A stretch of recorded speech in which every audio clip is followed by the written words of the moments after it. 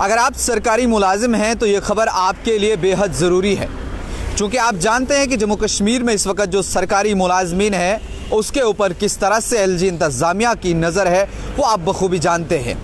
जितने भी सरकारी मुलाजमीन इस समय काम कर रहे हैं उनको अपने काम के प्रति कितना अकाउंटेबल बनाया गया है वो आप जानते हैं, और कितने मुलाजमीन हैं जो खिलाफवर्जी करते हैं कानून के, उनके ऊपर क्या कुछ होता है उससे भी आप बखूबी जानते हैं। जो जहाँ पे गलती करता है उसे वहीं पे दबोच लिया जाता है, और जो गलती करने के बाद कहीं ज़्यादा सियाना बनने की कोशिश करते हैं उनका क्या कुछ हश्र होता है वो भी कुछ मिसालें आपने अभी तक देख ली हैं। फ़िलहाल अभी आप तक एक ख़बर पहुंचाना चाहूँगा, वो ख़बर GAD की तरफ से है, यानी जनरल एडमिनिस्ट्रेशन डिपार्टमेंट की तरफ से आई है कि जो मुलाजमीन जम्मू कश्मीर में इस वक्त लेवल 6 के ऊपर है उनके लिए ये खबर आई है कि वो अपना सेल्फ़ असेसमेंट जो है वो भरें। और कहीं ना कहीं इसका मकसद और मुद्दा ये है कि आपको अपना सेल्फ़ असेसमेंट रिपोर्ट जो है एक पोर्टल के अंदर डालनी है। आपने अभी तक क्या काम किए हैं, आपकी अभी तक की अचीवमेंट्स क्या हैं, आपको सरकार की तरफ क्या कुछ टास्क दिया गया था और उस टास्क में आप कामयाब हुए हो या आप नाकाम हुए हो,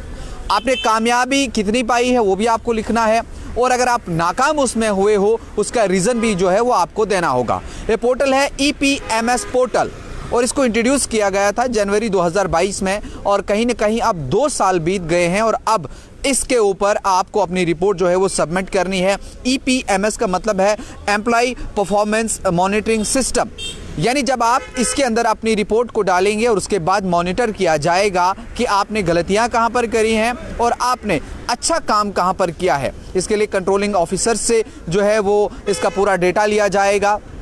इससे पहले क्या कुछ होता था कि अगर कोई सरकारी मुलाजिम कोई काम करता था, उसके ऑफिस का जो बड़ा ऑफिसर रहता था उससे उसकी डिटेल मांगी जाती थी या कोई और डिटेल जो है वो सबमिट कर लेता था। आप जानते हैं कि करप्शन जो है वो तो थमने का नाम नहीं ले रही, बहुत सारे अभियान जो है करप्शन के चलाए जा रहे हैं कि करप्शन को जो है वो ख़त्म किया जाए, लेकिन फिर भी कहीं ना कहीं कुछ न कुछ सुराग जो है वो मिल ही जाते हैं, पकड़े ही जाते हैं। कोई रिपोर्ट गलत हो जाती है या कुछ और हो जाता है, या आप कहीं रिलेशन बीच में आ जाता है, आपकी अपना जो साठ गांठ वो सामने आ जाता था, और इसके चलते बहुत सारे मुलाजमीन, बहुत सारे लोग जो है वो गफलत कर देते। अब आपको अपनी रिपोर्ट जो है वो खुद भरनी है, और आप यहाँ पर अब ये भी नहीं कर सकते कि आपको अपनी मर्जी आएगी, आप फेल हुए हो किसी काम में और आपने वो रिपोर्ट डाल दी,